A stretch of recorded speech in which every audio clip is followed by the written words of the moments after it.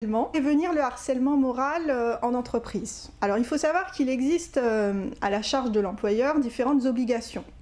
L'acteur principal, cela va être l'employeur. Il va falloir qu'il soit actif en ce domaine et notamment il va devoir intégrer l'approche de ces risques de harcèlement sexuel et moral dans les principes de prévention en général dans l'entreprise, prévention des risques, dans l'intégration des relations sociales, dans les conditions de travail, dans l'organisation du travail en général. Et comment cela va se matérialiser? Eh bien, tout simplement via son obligation d'affichage dans les locaux de l'entreprise des textes de répression du harcèlement moral ou sexuel, textes qui sont prescrit dans le code pénal, mais également, lorsqu'il existe un règlement intérieur dans l'entreprise, il va devoir, ce règlement intérieur, viser les textes de répression du harcèlement moral ou sexuel.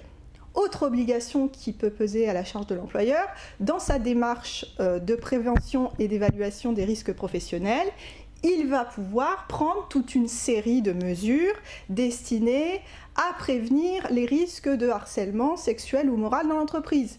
Ça peut notamment consister en des mesures qui vont faciliter le repérage de faits de harcèlement sexuel ou moral dans l'entreprise.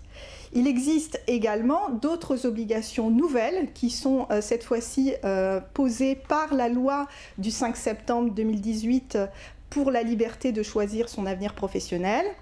Dans les entreprises d'au moins 250 salariés, l'employeur a dorénavant l'obligation de nommer un référent sexisme qui va être chargé d'accompagner, de sensibiliser, d'informer les salariés contre le risque de harcèlement sexuel en entreprise et tout ce qui concerne les agissements sexistes également.